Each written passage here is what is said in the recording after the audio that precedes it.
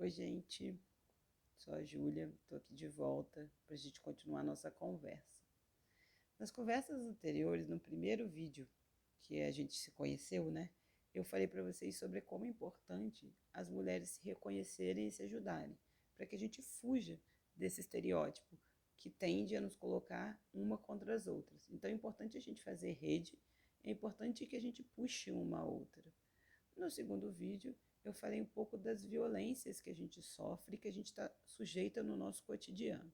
Falei um pouco da roupa, do trajeto que a gente tem que escolher, de como a gente tenta já quase que involuntariamente se prevenir dessas violências que a gente pode vir a sofrer.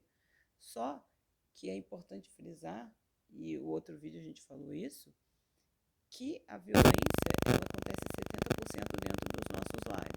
Então a gente tem que estar atento. A violência doméstica é a maior causa de violência contra a mulher no Brasil. Então a gente precisa entender esses sinais e agir para que isso não aconteça de novo. Então, o que é violência doméstica? Como ela acontece? É importante a gente falar que a violência doméstica ela é um ciclo. Por quê? Ela tem várias etapas que a gente tem que começar a entender como funciona para que a gente possa decifrá-la e que a gente evite e ajude com que outras mulheres não sofram de novo essa violência. Vamos lá, vou explicar para vocês como que é esse ciclo. A primeira fase do ciclo é o encantamento. É quando a gente se apaixona. Você conhece aquela pessoa, você fica apaixonada, você quer estar o tempo inteiro junto, fazer tudo junto, o coração dispara quando você vê. É a paixão. A primeira fase é a paixão. E aí você começa a conhecer melhor a pessoa e a pessoa começa a dar alguns sinais. Então é importante que a gente reconheça esses sinais para que a gente não caia nesse ciclo da violência doméstica. Depois vem o ciúme. A pessoa começa a controlar a roupa que você veste, com quem você fala, com quem você anda, o que você está vendo no seu celular. Esse tipo de controle, ele às vezes é confundido com cuidado. E isso é muito importante a gente saber identificar, porque isso não é cuidado, isso é posse. Posse não é amor.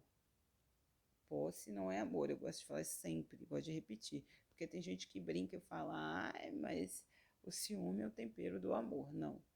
A gente tem que aprender a fazer com que o nosso parceira, viva a sua individualidade, para que ele também deixe a gente viver a nossa individualidade. Então, vamos esquecer essa coisa de que ciúme é cuidado. Ciúme não é cuidado, ciúme é posse. E posse pode gerar outros tipos de comportamento. É o que eu vou falar agora. O terceiro passo do ciclo da violência doméstica é a agressão verbal, quando começam os gritos, os xingamentos, as humilhações. Então a gente precisa estar muito atento a isso, porque senão a gente acha que é uma briga normal de casal, e não. Algumas brigas que têm gritos, que têm xingamentos, que as pessoas tentam nos diminuir, isso é um passo, e é um passo muito grande para que a gente entre no próximo ponto do ciclo da violência doméstica, que é o quê? A agressão física. Então, a agressão física, todo mundo sabe o que é, né? É o tapa, é o soco, é o chute. E em casos extremos, é o tiro, é a facada, que pode interromper a vida de uma mulher, que é o que a gente costuma chamar de feminicídio, que é o crime de ódio voltado contra a mulher. E aí, depois que acontece essa agressão física, o que acontece? A pessoa se arrepende, a pessoa que fez, né, essa violência, ela se arrepende e pede desculpa. E aí a gente chama esse ciclo de lua de mel, que é quando a pessoa fica um doce, que coloca geralmente a culpa nessa agressão em fatores externos. Ela fala, mas é porque eu estava estressado. Mas é porque eu tinha bebido. Mas é porque eu tinha usado droga. Nada justifica esse tipo de agressão. Nem o fato de agora a gente estar mais em casa, porque a pandemia fez com que a gente ficasse mais em casa. E a gente sabe que a convivência é algo que a gente tem que ficar sempre fazendo concessões.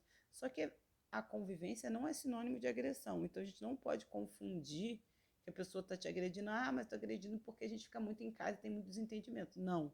A agressão física, ela acontece porque a pessoa tem essa personalidade violenta.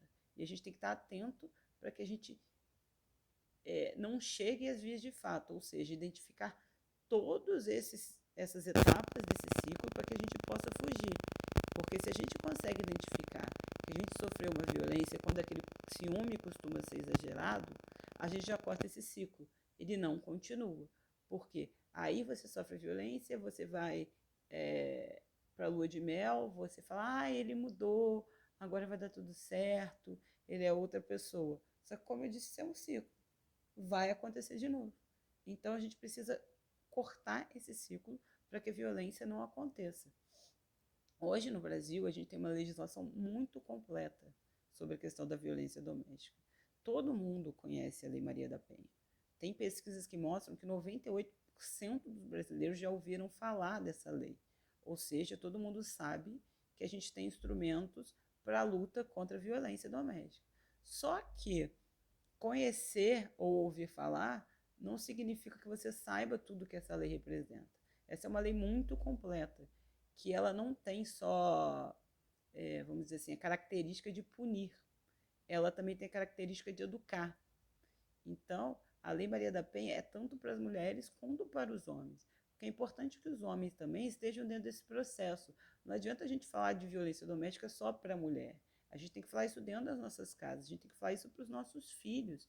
É importante que eles reconheçam, para que eles saibam que uma família feliz não é uma família que vive esse tipo de agressão, é uma família onde o respeito predomina.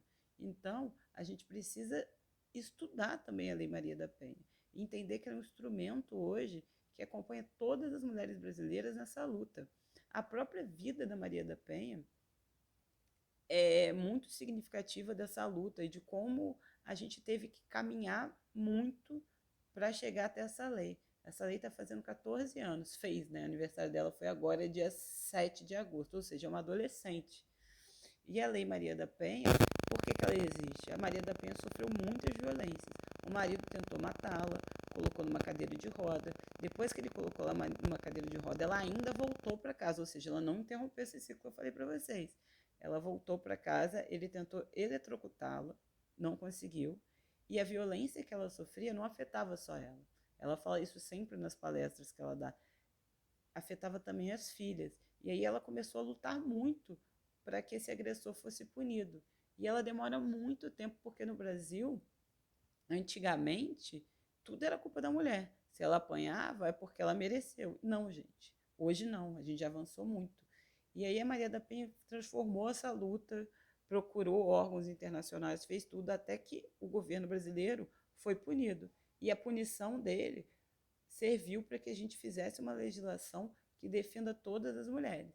Então, agora que a gente já sabe que tem todos os tipos de violência, que não é só a física, a gente tem que denunciar. Sofreu violência, a gente tem que denunciar, gente. Isso é muito importante, por isso que a gente precisa estar junta para poder dar força para outras mulheres fazerem também essa denúncia.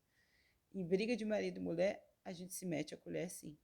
Vamos acabar com essa bobeira de que a gente não pode entrar. A partir do momento que a gente escuta uma agressão, a gente tem como ajudar. Se você escuta alguém apanhando, sendo xingada em outro lugar, vamos supor, em outro apartamento, bate na porta, porque o agressor vai ficar assustado e vai parar de bater. Se você está sofrendo um tipo de violência, como é que você pode denunciar? Isso é muito importante. Hoje a gente tem uma rede imensa. Vocês já devem ter visto que até empresas privadas estão adotando isso. Magazine Luiza criou um botão dentro do seu aplicativo. Você pode ir lá, está fazendo uma compra, se você está fazendo uma violência, você vai lá e denuncia. A gente tem muita estrutura governamental para isso. A gente tem as DEANs, que são as delegacias especializadas para mulheres. A gente tem o CEDIM, que são centros também especializados. A gente tem as guardas municipais, a gente tem os CRAs, a gente tem os CREAs, a gente tem o Corpo de Bombeiros, a gente tem as delegacias, a gente tem tudo, toda uma estrutura para que essa mulher possa denunciar. E agora que a gente está ficando muito mais em casa por conta da pandemia, às vezes a gente não tem como a gente denunciar porque a gente está do lado do agressor. E aí, algumas táticas são importantes para a gente tentar fazer essa denúncia, mesmo estando o tempo inteiro com o agressor. Quando você for jogar o lixo, leva o seu celular, porque aí você faz essa denúncia e você apaga a mensagem. Quando você for ao banheiro, tenta ir com o seu celular. Hoje em dia, o boletim de ocorrência ele pode ser feito online. Você não precisa mais ir até uma delegacia. Você fazendo o boletim de ocorrência, você vai receber a ajuda do Estado para isso. O que é importante nessa luta contra a violência doméstica é que a gente reconheça e que a gente lute contra. E como a gente vai lutar contra? Ajudando umas às outras. Gente, é muito importante que a gente esteja unida. Não é razoável que as mulheres continuem sofrendo violência. A gente está no século XXI. A gente está aqui para lutar contra todo o tipo de opressão que nós sofremos. E a violência é a maior delas. A gente tem que ter um parceiro. A gente não tem que ter um agressor. Portanto, a gente precisa se unir para que cada dia menos mulheres sofram esse tipo de agressão. Nem uma a menos. Isso é muito importante. Muito obrigada por essa conversa que a gente teve aqui. Para mim é sempre muito legal fazer essa troca. Se vocês precisarem de qualquer coisa, eu estou à disposição de vocês. Eu sou uma defensora das mulheres, dos nossos direitos, e tenho certeza que agora todas vocês serão também. Qualquer dúvida, eu estou à disposição. Um grande beijo e até a próxima.